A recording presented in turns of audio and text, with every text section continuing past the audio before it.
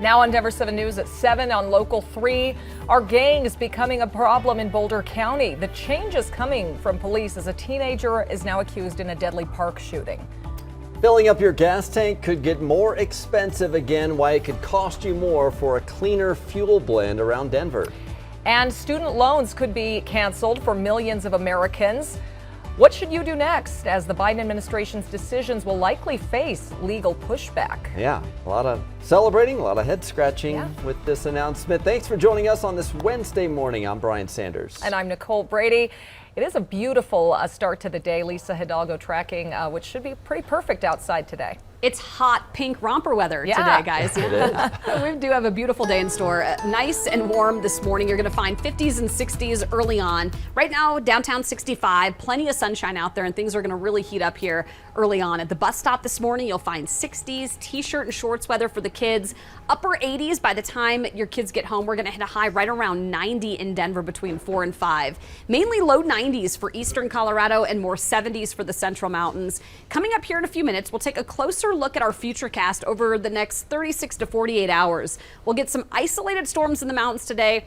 A better chance we're going to see a little wet weather for the commute here in town tomorrow night. Details in just a few minutes. And lots of sunshine to deal with, lots of slow traffic in some of those usual spots. You can see that here on the quad split, whether it's I-76 or getting down to the Denver Tech Center, downtown Denver, 225 on that southbound side, all busy in those usual places that we see a lot of traffic. What's not so usual is to see all the heavy traffic, as you can see on the map, out here to the east side of town. Now, the good news is the northbound side crash has been cleared, but southbound still hanging up with that original crash down south of I-70. So we're still seeing some delays coming off of I-70 heading south towards Colfax. The northbound side is starting to get better, but you're going to find some slower than average traffic coming in around Mississippi and Iliff. The rest of the drive, as you can see, pretty busy. I-76 has been crawling all morning long down to I-25. So that's one of those freeways. If you can avoid it, maybe jump over to I-25, it could save yourself some time. Well, today we expect President Biden to make a long-awaited announcement affecting millions of Americans. Yeah, he's set to erase $10,000 worth of student loan debt for borrowers who make less than $125,000 a year. Some experts warn, though, it could prompt colleges to raise tuition, and the president's action could face a legal challenge. The president, through the Secretary of Education, does have the power to adjust the amount of loan principal that any borrower has. Now, a court could decide they want to interpret it in a different way, and they're going to read it as only applying to smaller amounts of debt cancellation. The president is also expected to extend the pause on federal student loan repayments. The payments were set to resume next Wednesday. They have been on hold, though, since the start of the pandemic. I should have done what everybody else did and not paid. Life is about choices, and life is about sacrifices. Some Americans have done the responsible thing and paid down their student loan debt on time, thinking that was the right thing to do. So what does the loan forgiveness mean for them? Or what does it mean for the millions of Americans who worked their way through college and didn't take out student loans? For example, you know, people have so many different opinions on this. Yeah. And it all comes down to whether this is even legal to do. So Jessica Crawford, who is also an attorney, is here to break that down for us. Jessica. Yeah, a lot to unpack here. Really a lot of opinions on both sides. Some saying that there should be nothing forgiven. Others saying that there should be even more wiped away. Now, if the president is able to move forward with $10,000 worth of debt forgiveness for each borrower, that would cost Americans about $300 billion. It sounds like a really large number. And to put that in context, it's a little less than half of the country's defense budget. I spoke with an economist to find out what $10,000 worth of student loan forgiveness could mean for the average Coloradan. For Colorado borrowers specifically, in Colorado, the average student loan debt is right around $35,000. And of the people who have student loan debt, about 31% have $10,000 or less. So for about 31% of borrowers in Colorado, their entire debt would be wiped out. Well, I got through one. Public loans. And then outside of that, if you have debt left over, odds are you're probably going to see it cut down by a little bit less than a third. So quite a few Coloradans could see a big change here. Again, we're expecting an announcement today about $10,000 worth of student loan forgiveness. The president could face legal pushback here. That's because Congress has the power of the purse, meaning the executive branch can't spend money if Congress hasn't given the okay. Multiple attorneys general across the country say Biden does have the power to forgive these loans under the Higher Education Act of 1965. It states that the Secretary of Education has the authority to modify, compromise, waive, or release any right, title, claim, lien, or demand. Those demands being student loan payments. Our own Attorney General Phil Weiser has supported some student loan forgiveness efforts in the past. And with that being said, this decision will certainly be met with legal challenges, and the decision could get really political. Some politicians or judges may not want to be known as the person who blocked student loan forgiveness, while others might not want to feel like they're betraying the people who have already, like you guys mentioned, paid off their student loans. Right. Yeah, difficult balance right in time for midterm elections. Yeah, thank you, Jessica. If you do have student loan debt, we know it is a big impact on your budget. Take a look at the numbers here. This is new from this morning from Wallet Hub. Americans have an outstanding college loan balance totaling more than $1.6 trillion. More than 43 million people have student loans of some kind. The average outstanding balance is about $37,000. So, of course, Denver 7 will be watching for that announcement from the White House this morning. You can stay with us on air on the denverchannel.com or on the Denver 7 Plus app for your streaming device. School just started this week in Denver, but there's already concern about holding on to teachers. The Denver Teachers Union's contract ends a week from today. Tonight, the district and the union will be negotiating pay. What are you guys looking for? So yes, we're looking for a cost of living increase.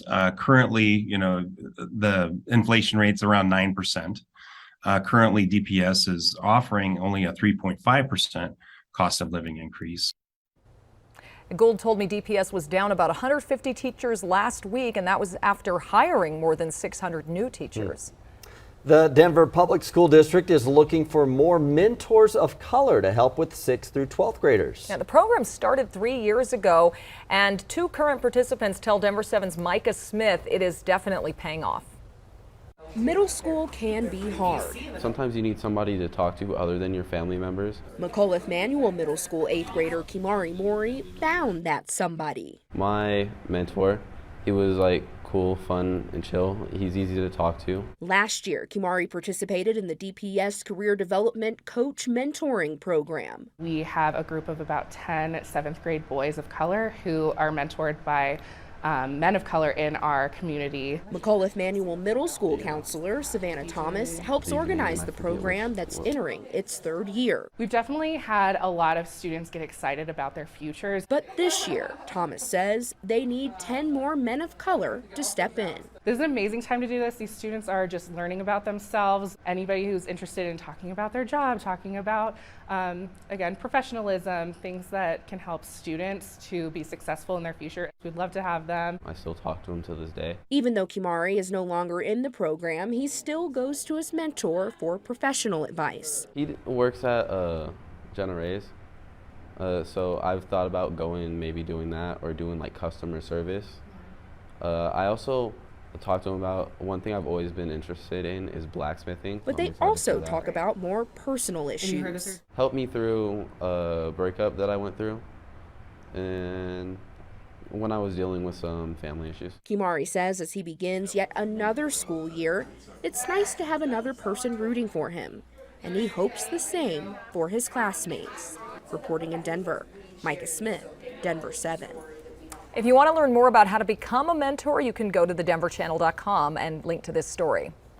Well, just as gas prices were starting to come down, a proposal to sell more expensive fuel could cost drivers in Colorado extra. Denver 7's Christian Lopez looked at why this could be mandated and how it has to do with cleaner air. Gas prices at this Circle K in Denver this morning are at around $3.82. That is right around the national average. A little bit more expensive if you use your credit card, but it's 10 cents cheaper than what we saw last week. So I know an increase is the last thing we want to hear right now, but this is really about helping the environment. Colorado Public Radio reports that drivers in the state could have to pay for a more expensive gas that is supposed to cause less pollution by reducing harmful emissions. If you've lived in Colorado for a while, you know that smog problem tends to get a lot worse during those summer months, but the alternative blend could add as much as another 51 cents onto a gallon. Governor Polis has made it clear that he intends to fight this federal rule that would require it. Now, there is an option to opt out if states meet certain requirements, but if the Front Range's air quality is downgraded to severe, then Colorado would not be eligible for an exemption. If this mandate does move forward, it would impact the stretch of 9 counties from Douglas to Larimer, and drivers would have to pay more for gas during the summer months because that is when smog is at its worst, and this would all go into effect in May of 2024. Reporting in Denver this morning, I'm Christian Lopez, Denver 7. If you're looking to save a little money at the movies, this might help you out. The subscription service Movie Pass is making a comeback. So how will it succeed this time when it failed last time? Tex-Mex food is well known and well loved, but could it be on its way out? The fate of tacos and nachos suddenly is uncertain.